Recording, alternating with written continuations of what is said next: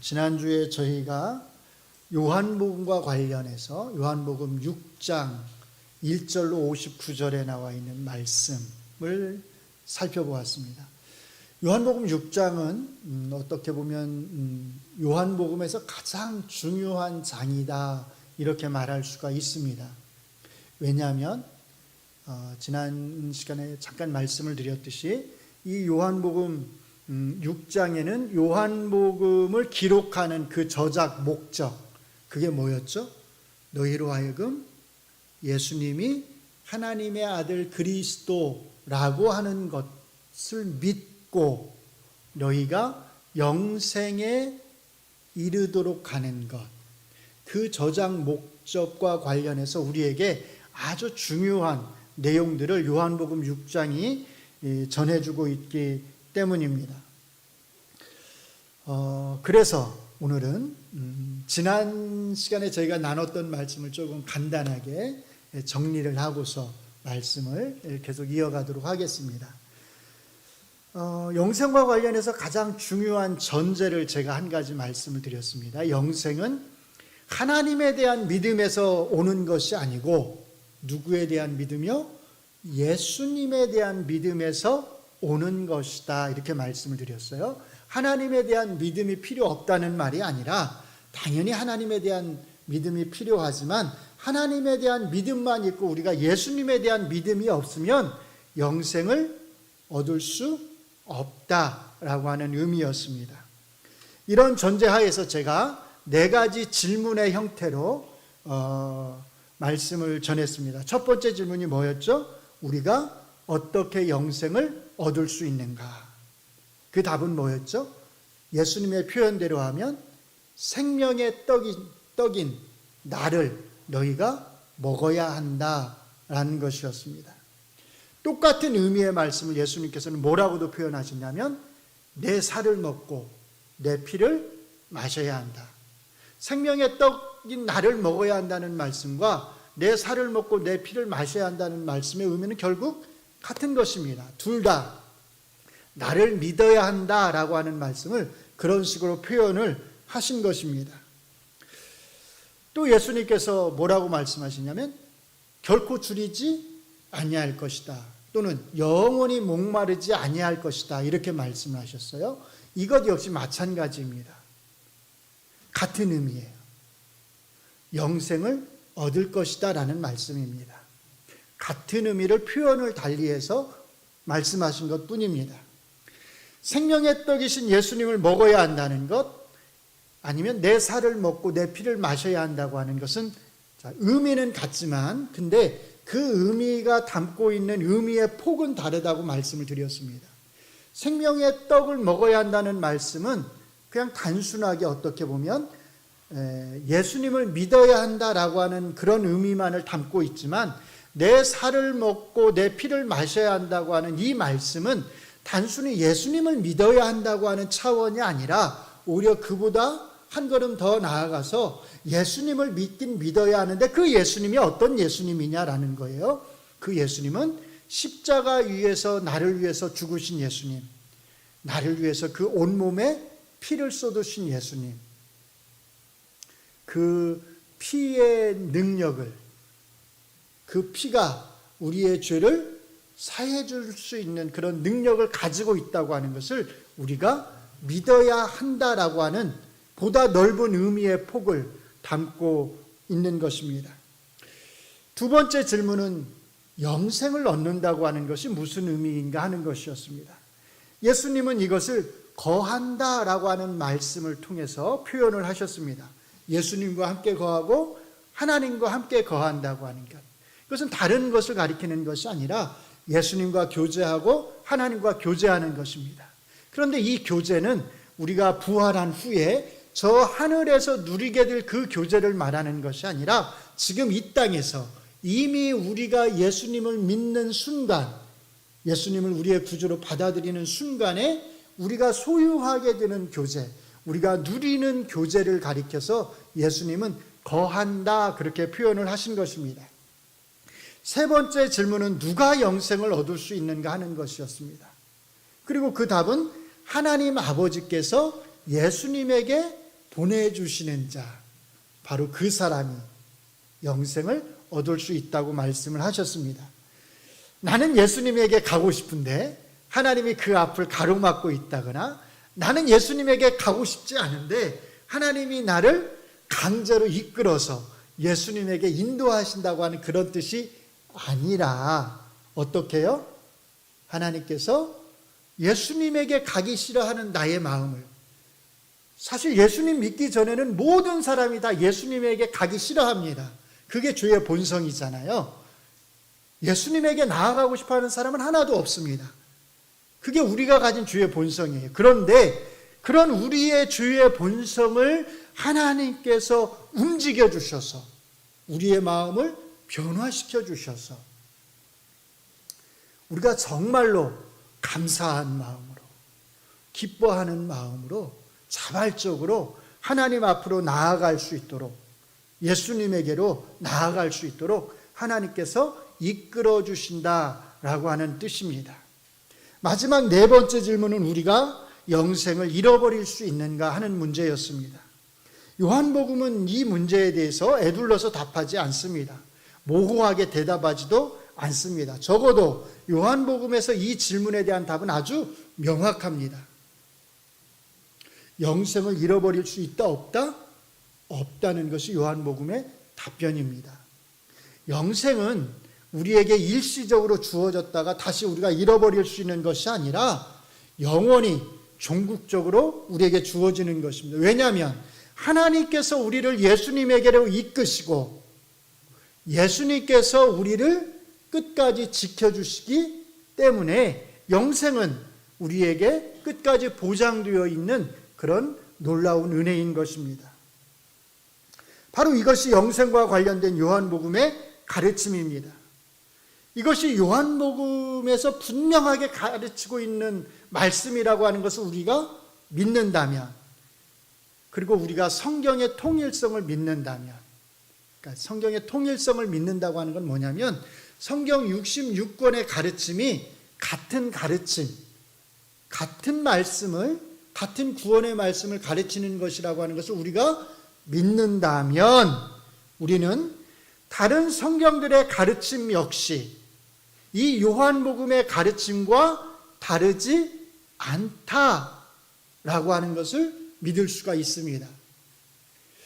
다른 성경들에서, 요한복음 이외의 다른 곳들에서 이 요한복음과는 약간 다른 것처럼 가르치는 말씀이 있다 할지라도, 또는 조금 모호하게 가르치는 말씀이 있다 할지라도 우리가 이 요한복음의 가르침에 비추어서 그 말씀을 이해한다면 우리는 요한복음의 말씀과 다른 성경들의 말씀이 결코 다르지 않다라고 하는 것을 분명하게 알 수 있습니다. 오늘 본문의 말씀은 저희가 지난주에 나누었던 이 말씀에 이어지는 말씀입니다. 오늘 본문의 말씀 바로 앞에 나오는 6장 59절의 말씀은 예수님이 이 말씀을 어디에서 하신 것으로 나오냐면 가버나움 회당에서 가르치실 때 하셨다, 이렇게 말합니다. 그리고 바로 이어서 이제 예수님의 이 말씀을 들은 제자들의 반응이 오늘 본문에 나옵니다. 먼저 60절을 보시면 이렇게 말합니다. 같이 읽습니다. 시작. 제자 중 여럿이 듣고 말하되 이 말씀은 어렵도다. 누가 들을 수 있느냐 한데.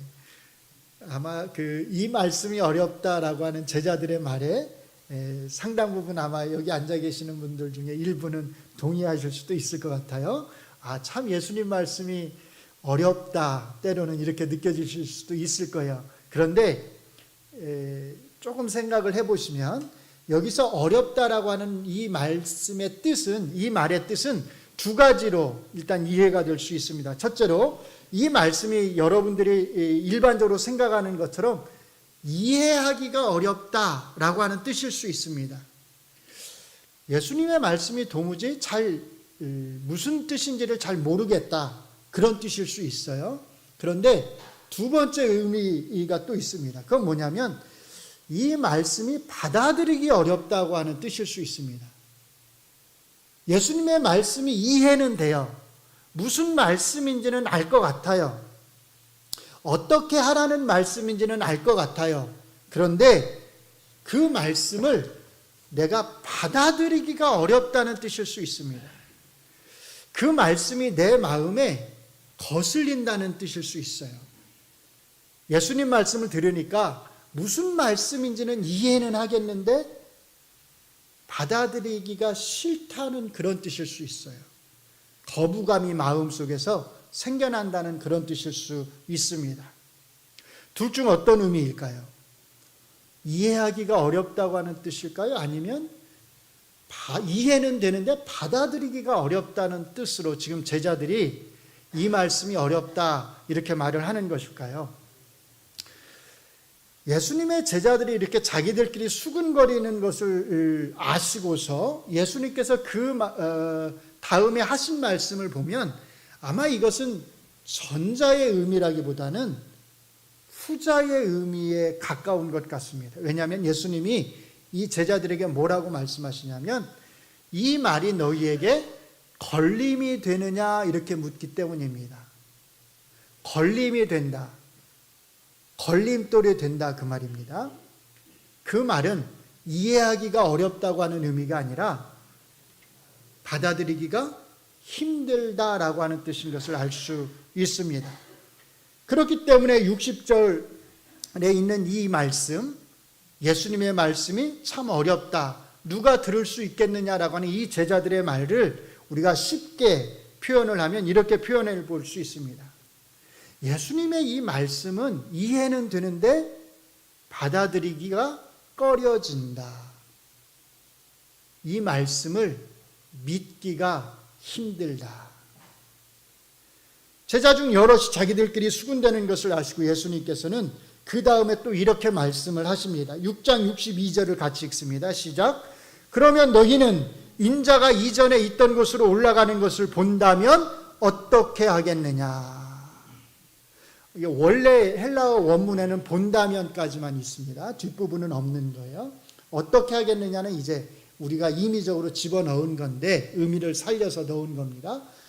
너희가 내가 하는 말을 믿을 수 없다면 그럼 내가 이전에 있던 곳 어디겠어요? 내가 하늘로 올라가는 것을 본다면 너희가 믿을 수 있겠니? 아마 그런 의미인 것 같습니다. 사람들은 자꾸만 뭔가를 보려고 합니다. 보고서 믿으려고 그래요. 보면 믿을 수 있겠다 이렇게 생각을 합니다. 그런데 정말 그럴까요? 사실은 예수님께서 이미 보여주셨습니다. 6장에서 5장에서 이미 보여주셨어요. 뭘 보여주셨죠? 오병이어의 이적을, 놀라운 이적을 보여주셨어요. 그러나 저희가 지난주에 살펴보았던 사람들, 예수님이 요단강 동편에서 행하신 오병이어의 그 놀라운 이적을 목격한 사람들은 이 놀라운 이적을 목격하고서도 자기들의 눈으로 직접 보고서도 아니 예수님께서 주시는 그 떡을 자기들의 입으로 실제로 먹어보고서도 자기들이 체험을 하고서도 예수님이 누구인지를 이들은 알지 못했습니다. 이들이 갈릴리 바다를 건너서 예수님을 따라서 가버나움까지 왔을 때 예수님께서 뭐라고 책망하시죠? 너희가 나를 여기까지 쫓아온 것은 너희가 나를 믿는 믿음이 있어서 쫓아온 것이 아니라 뭐 때문에요? 배를 불려서 배를 불릴 목적으로 쫓아온 것이다.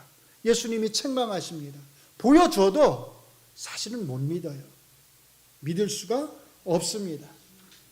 이적이 아니라 예수님의 말씀을 있는 그대로 받아들이는 것이 중요하다는 것입니다. 그래서 예수님은 그 다음에 이렇게 말씀을 하시는 것입니다. 63절을 같이 읽습니다. 시작.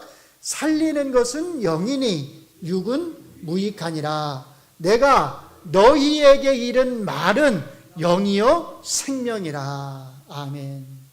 앞에 전반부 표현이 조금 어려울 수 있는데요. 살리는 것은 영이다. 이 말씀이 무슨 말이냐면 여기 영 이렇게 우리말로 번역되어 있는 것은 성령으로 이해하시면 좋습니다. 살리는 것, 생명을 주시는 분은 누구예요? 성령님이시죠. 영은 무익하다 그 말은, 육은 무익하다 그 말은 무슨 말이냐면, 성경에서 육이라고 말할 때 그 육은 단순히 우리의 육체를 가리키는 것이 아니라 대부분의 경우에는 우리의 거듭나지 못한 타락한 인간 본성을 가리킵니다. 우리의 타락한 인간 본성은 우리가 영생을 얻는데 유익할까요? 무익할까요? 무익하지요. 우리의 타락한 인간 본성으로서는 우리가 영생을 얻기 위해서 아무것도 할 수 없습니다. 그러니까 전반부에서 예수님께서는 생명을 주시는 분은 성령님이시지 우리의 타락한 인간의 육신, 인간의 본성으로서는 우리가 아무것도 할 수 없다라고 말씀을 하시는 것입니다. 그러면 우리가 영생을 얻기 위해서 어떻게 해야 되는가? 그 다음에 말씀을 하시는 거예요. 내가 너희에게 이른 말이 뭐다? 곧 영이고 성령님께서 주시는 말씀이고 생명이다. 영생이다. 너희가 영생을 얻고자 한다면 내가 지금까지 너희에게 이른 말, 너희에게 한 말을 잘 듣고 그 말을 받아서 나를 믿어야 한다라고 예수님께서 말씀을 하시는 것입니다. 이 예수님의 말씀을 쉽게 한마디로 요약하면 이렇게 할 수 있습니다. 내 말이 너희에게 걸림이 되지 않고 거리낌이 되지 않고 내 말을 있는 그대로 받아들이고 믿는 사람에게 영생이 있다는 것입니다.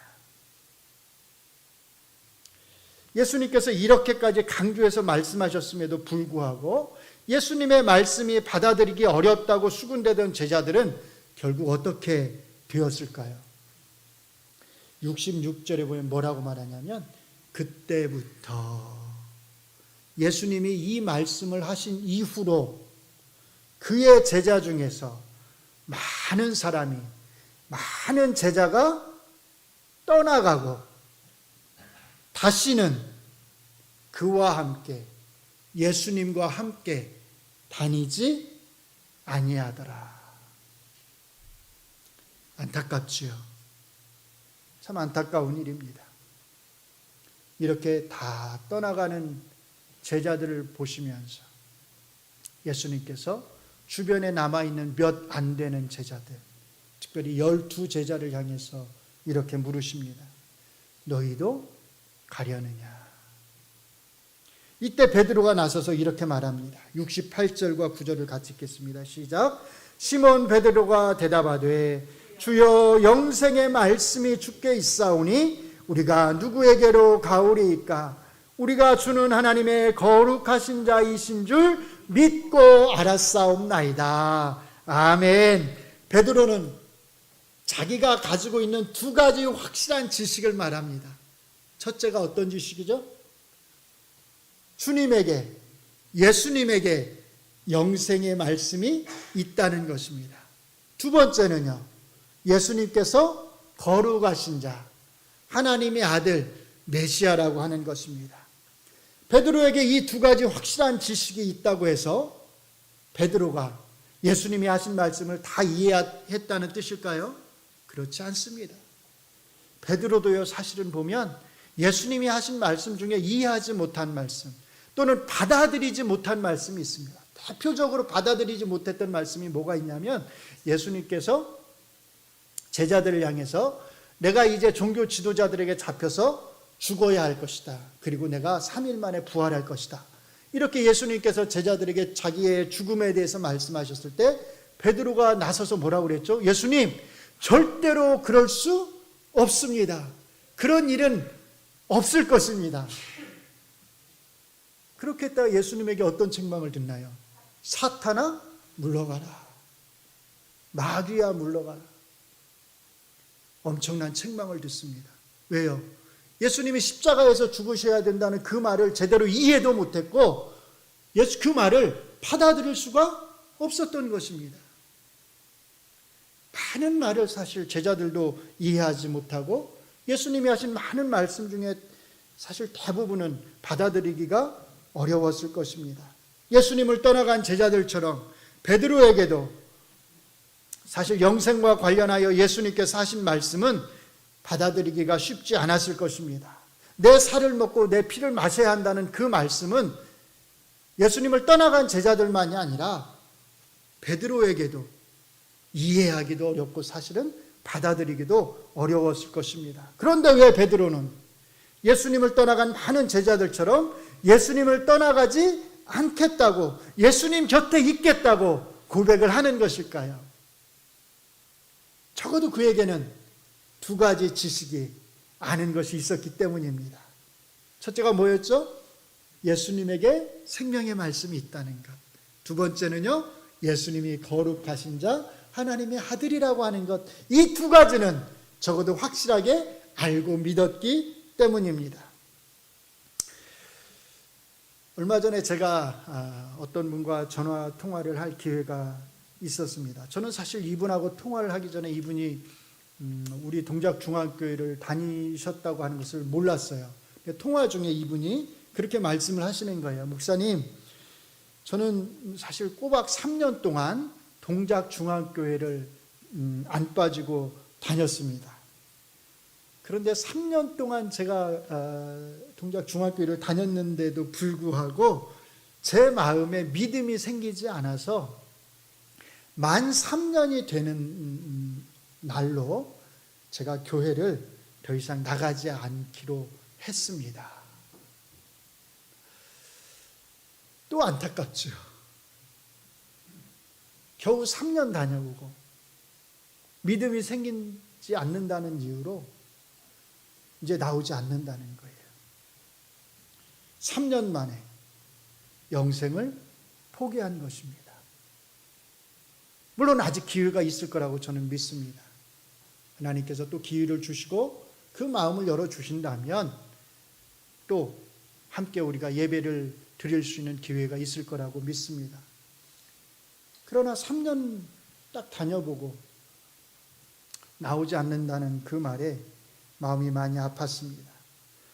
사랑하는 성도 여러분, 오늘 본문에 보시면 두 부류의 제자들이 나옵니다. 베드로처럼 주여 영생의 말씀이 주께 있사오니 우리가 누구에게 가겠습니까? 이렇게 고백하는 제자들이 있습니다. 물론 소수입니다. 극히 일부의 제자들입니다. 반면에 내가 너희에게 이른 말이 영이요 생명이라고 예수님께서 그렇게 강조해서 말씀하셨음에도 불구하고 내 말을 있는 그대로 받아들여야 영생을 얻을 수 있다고 예수님께서 그렇게 강조해서 말씀하셨음에도 불구하고 끝내 영생에 대한 예수님의 말씀이 걸림이 되어서 결국은 예수님을 떠나간 제자들, 다시는 예수님과 함께 다니지 않은 그런 제자들이 있습니다. 대다수의 제자들입니다. 물론 이들은 겉으로만 제자라고 하는 이름을 가진 사람들이었습니다. 이들은 언제든지 예수님 곁을 떠날 수 있는 그런 가능성을 열어둔 채 예수님을 따르는 사람들입니다. 혹시, 정말로 혹시라도 오늘 이 자리에 두 번째 부류의 제자들에 속하신 분이 있지는 않은가요?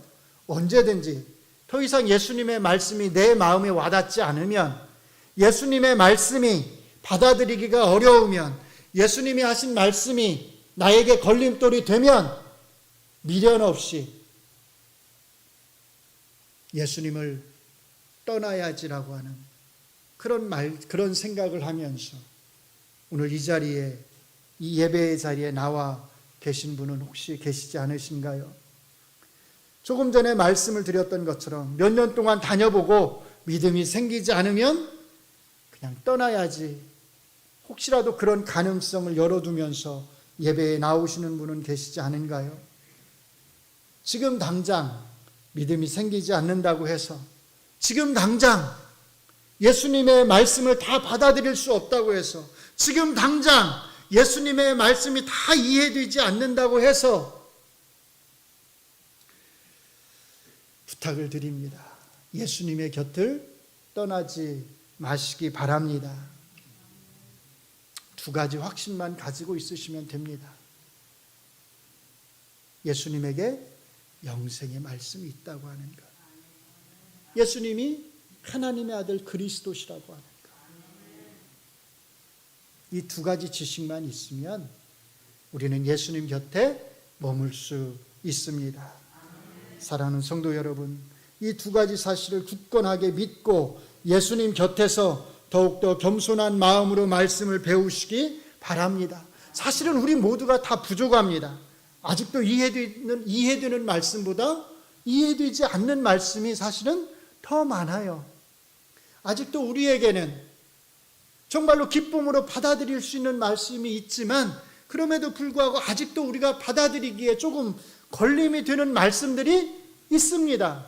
어떤 사람에게는 아버지께서 예수님에게 오게 해주는 자만 예수님에게 올 수 있다고 하는 이 말씀이 걸림이 될 수 있습니다. 아니, 하나님이 보내시는 자만 예수님을 믿고 구원을 받을 수 있다면 하나님은 너무 독단적인 것이 아닌가? 우리의 자유의지는 뭐지? 이렇게 거부감을 느낄 수 있습니다. 그런 사람들이 또 실제로 있습니다. 또 어떤 사람에게는 유다가 처음부터 예수님을 배반하도록 버림을 받았다라고 하는 이 사실이 걸림이 될 수 있습니다. 아니, 그러면 유다는 처음부터 그렇게 버림을 받았다고 한다면 그에게 너무 가혹한 게 아닌가? 하나님은 너무 가혹하신 게 아닌가? 잔인하신 하나님이 아니신가? 유다의 버림받음이 걸림돌이 될 수 있습니다. 이러한 걸림돌이 있다 할지라도 그럼에도 불구하고 예수님을 떠나지 마시고 예수님의 곁에서 머무시기 바랍니다. 모를 수 있습니다. 당장은 믿어지지 않을 수 있습니다. 그러나 예수님 곁에 머물러 있다 보면 예수님의 곁에서 예수님의 말씀을 배우다 보면 오늘 이해되지 않았던 말씀이 내일은 이해될 수 있습니다. 오늘은 믿을 수 없었던 말씀이 내일은 믿을 수 있는 말씀이 될 수 있습니다. 오늘은 나에게 걸림이 되었던 그 말씀이 내일은 나에게 너무도 놀라운 은혜의 말씀으로 다가올 수 있습니다. 중요한 것은 예수님의 곁에 머무는 것입니다. 꾸준히 예수님의 곁에서 말씀을 겸손함으로 배우는 것입니다. 이런 제자들에게 성령님께서는 그 마음을 열어주시고 그 생각을 열어주셔서 말씀을 깨우치게 해주십니다. 말씀을 마무리합니다. 지금까지 교회에 다닌 사람 중에서 얼마나 많은 사람이 예수님의 곁을 떠나갔는지 모릅니다. 밖에 나가서 믿지 않는 사람들하고 한번 대화를 나눠보세요. 그러면 왕년에 교회에 다니지 않은 사람은 아마 거의 없을 것입니다. 다 한 번쯤은 교회에 다녀봤다고 자랑하듯이 이야기를 합니다. 그런데 왜 지금은 안 다니는 걸까요? 왜 지금은 예수님의 곁을 떠나간 것일까요? 수없이 많은 사람이 이런저런 이유로 조금 다니다가 몇 년 다니다가 심지어 몇십 년 다니다가도 예수님의 곁을 떠나갑니다. 여러분은 어떠십니까? 혹시 아직까지도 언제든 예수님을 떠날 가능성을 열어둔 채 예배에 참여하고 있는 분은 계시지 않으신가요? 너희도 가려느냐라고 하는 이 예수님의 물음 앞에 여러분은 어떻게 답을 하시겠습니까? 베드로의 고백이 오늘 우리의 고백이 되기를 바랍니다. 그런 의미에서 베드로의 고백을 우리가 함께 고백하면서 오늘의 말씀을 마치도록 하겠습니다. 같이 읽겠습니다. 시작. 주여, 영생의 말씀이 주께 있사오니 우리가 누구에게로 가오리이까? 우리가 주는 하나님의 거룩하신 자이신 줄 믿고 알았사옵나이다. 아멘.